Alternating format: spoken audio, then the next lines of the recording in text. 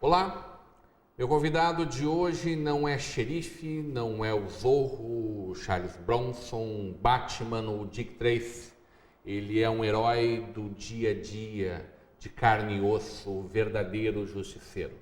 Natural de Canoas, o filho do seu Teotônio e da dona Alice é formado em Direito e pós-graduado em Ciências Criminais.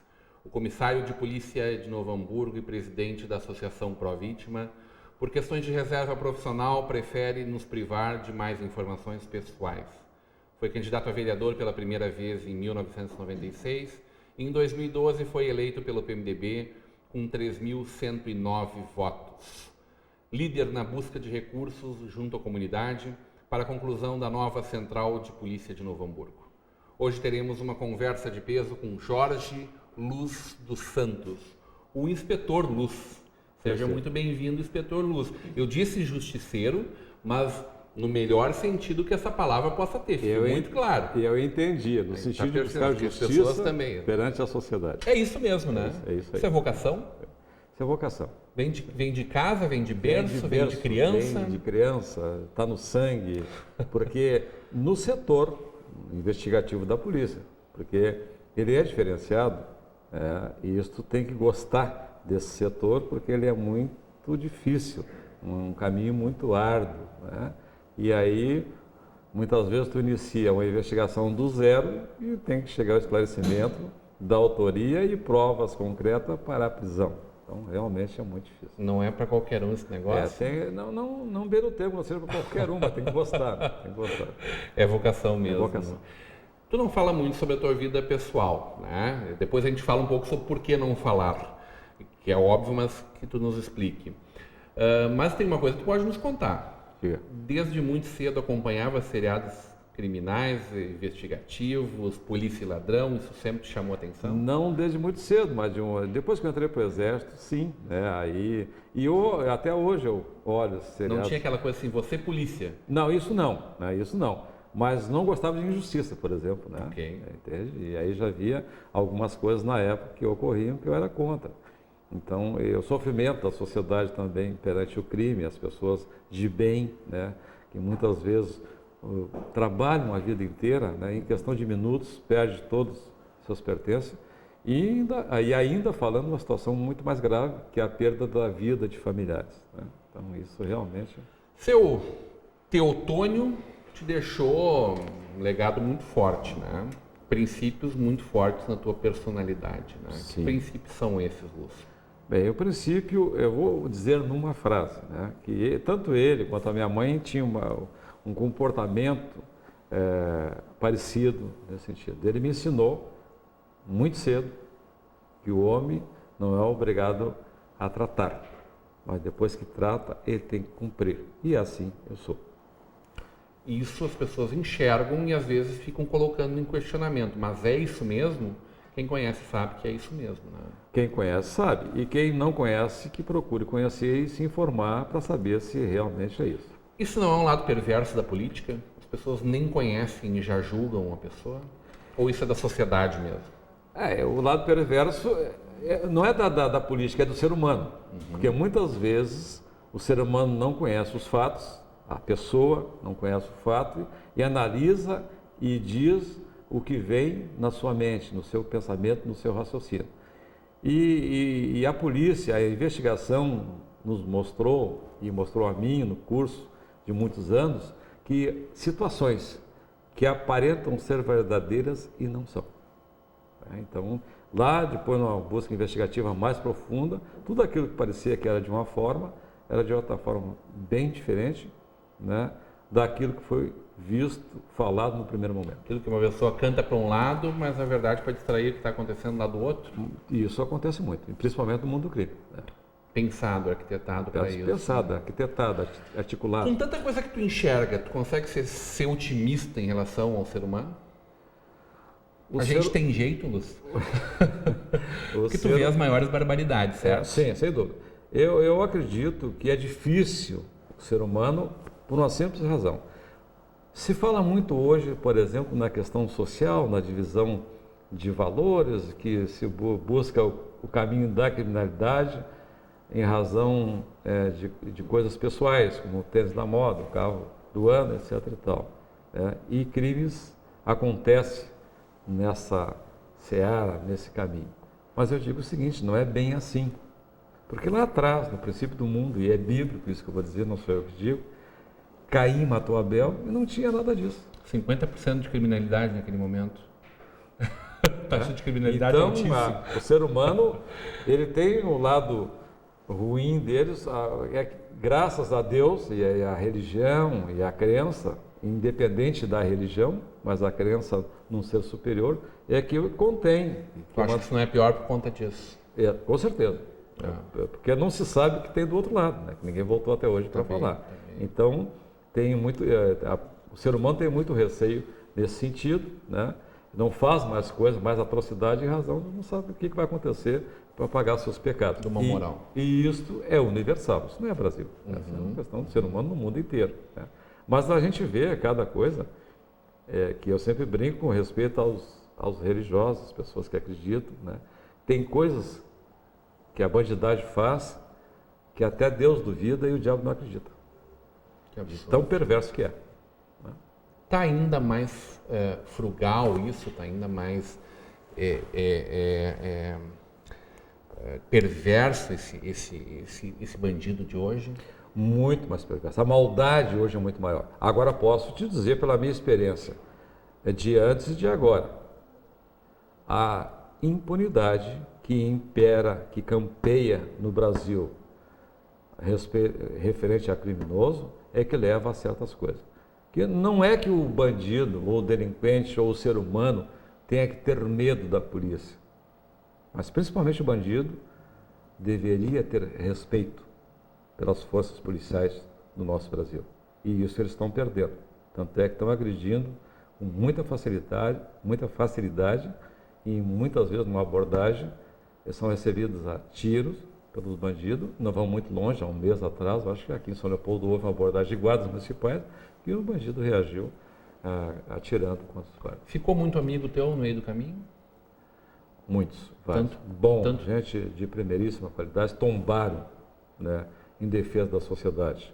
O exemplo mais recente que eu lembro foi o Heitor, que trabalhou comigo em Novo Hamburgo, um excelente investigador, já estava aposentado ou se aposentando, na frente da sua casa, presenciou um roubo de veículo, tentou impedir e foi morto pelos bandidos. Que barbaridade. Isso é o que te faz te proteger. Com certeza.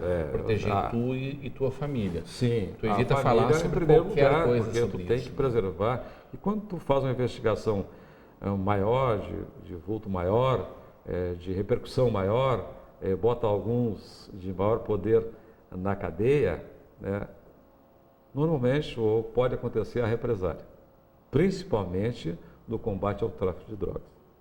Então é muito comum, porque na verdade eles falam, o traficante fulano é furioso. Não, na minha ótica, o traficante fulano não é furioso, ele é covarde, porque normalmente ele não faz, ele paga alguém para fazer, ele não tem nem coragem para fazer. Né? E aí contrata o chamado cabeça de lata para cumprir a missão. Eu fico grandão com um monte de gente ao meu redor, bem armado também, né? Com certeza. E eu digo isso, não vou citar nome aqui, mas tem um traficante dito como grandão lá dos Sinos, que eu e alguns policiais da primeira delegacia, alguns anos atrás, o prendemos lá em Rolante, parecia um cordeirinho de cabecinha abaixada, traficante eu estou falando, né? Prendemos ele lá num sítio e não esboçou qualquer reação. E já matou criança, já matou comparsa. E por último, executaram um detento dentro de charqueadas. Tráfico de drogas é a grande mazela da sociedade? Com certeza. E é a grande mazela universal. Porque, na verdade, o tráfico de droga é pelo poder de valores que tem, né, e pelo estímulo para atos criminais. Eu digo isso por experiência, que eu sou o tipo do polícia que eu pergunto na fonte. Se eu prendi o cara ou detive ele, que ele é consumidor, eu vou perguntar algumas razões, né? E ele sempre diz que, na maioria dos casos, usa para estimular ou para manter o equilíbrio, e não vamos longe. Agora, há pouco tempo, um desses dos bondes dos assaltos aí confessou espontaneamente, falou espontaneamente que fuma maconha, ou todo o grupo fuma, para manter o equilíbrio das suas ações. Estamos perdendo essa guerra? Eu tenho esperança de não perder. Agora, tu não faz a paz, tu não traz a tranquilidade no combate ao crime sem embate. O embate que eu digo não é que tem que sair matando, mas tem que sair chamado bafo na nuca. Tem que estar... e a segurança pública, na minha visão, é uma ação que tem que ser 24 horas de segunda a domingo. Pois é, a gente falava um pouco sobre isso. Como funciona esse modelo que tu pensa que deveria existir, que seria, pelo que tu falou, tão simples de arquitetar, né? De arquitetar, tranquilo. De pôr em prática é um pouco mais difícil. O Luz, secretário de Segurança do município, por exemplo, ou o secretário do Estado do Rio Grande do Sul. O que tu faz vamos aqui? pegar do município. O que tu faz para Novo Hamburgo aqui? Exatamente. Vamos pegar do município com um vínculo, com um convênio com o Estado, certo? O que eu faria em Novo Hamburgo para trazer, na minha ótica, a maior segurança à população de Novo Hamburgo, que está tão sofrida e acuada perante a ação da bandidagem? Primeiro, implantaria um sistema de vídeo monitoramento com leitura facial. Que é uma coisa que tu já defende há bastante tempo. Recentemente circulou aqui uma notícia e tal, mas é uma coisa que tu já fala sobre isso há bastante tempo. Leitura facial. Mas por que isso? Exemplo, mesmo que não tenha acesso a todo o banco de dados do Estado do Rio Grande do Sul, das consultas integradas, no centro, vamos pegar o centro, algumas lojas normalmente são assaltadas pelo mesmo delinquente. E nesse sistema de leitura facial se colocaria a filmagem num sistema daquele bandido, daquele ladrão, daquele assaltante, um alerta. Então, em qualquer ponto onde houvesse o sistema de leitura facial integrado, acusaria que ele estaria passando naquele local. Chegou dispararia, no centro, tu já começa a cuidar ele. Exatamente. Dispararia um alarme dizendo, olha, aquele que foi marcado como suspeito há um mês atrás, digamos que está na condicional. Está na condicional, mas vamos dizer que ele entrou num banco ou numa farmácia, que é muito comum assalto em farmácia. Vamos pegar Bento Gonçalves Bento Gonçalves com Júlio de Castilhos. Entrou numa farmácia, que tem mais de uma ali, ficou lá marcado. Aí outro dia ele vai estar numa farmácia lá na Roselândia. Se ele passar, se ele tiver no sistema como suspeito, vai disparar a imagem dele como suspeito numa central de monitoramento. A inteligência é mais do que aquele cara que já está condenado. É para o cara que simplesmente foi suspeito. Exato, porque tu vai prevenir que ele fique repetindo os assaltos sem ser... Eu posso não saber quem ele é, eu posso só guardar a imagem dele. Exatamente, aquela pode imagem, ser um perigo. Exatamente, aquela imagem vai ser mostrada, vai disparar o alerta. Aí não vai prender o cara porque ele não, naquele momento, lá numa outra oportunidade, porque ele não praticou o delito. Mas ele deve estar rondando ali para praticar. Mas daí ele foi na casa do parente. Sim, mas daí se ele for na casa do parente não vai ter abordagem, não tem problema nenhum. Ou até porque a abordagem da polícia não é crime. Pedir documento para alguém, tu pode pedir, identificar e liberar, não tem problema nenhum. E na minha ótica, isso deve ser feito. Isso é o efeito surpresa.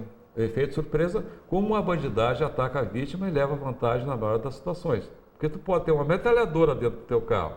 Se tu está com o carro estacionado e for pego o cara, o ladrão, se ele te pegar com uma pistola com 38, tu com metralhadora não vai ter como reagir.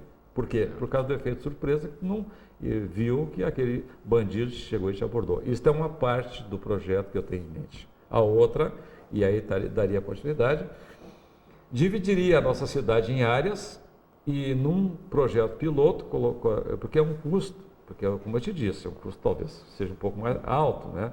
Tem que ter equipes discretas, um veículo discreto, para um sistema de abordagem no suspeito, no fator surpresa. A polícia tem ganho mais por conta de estar fazendo mais essas ações?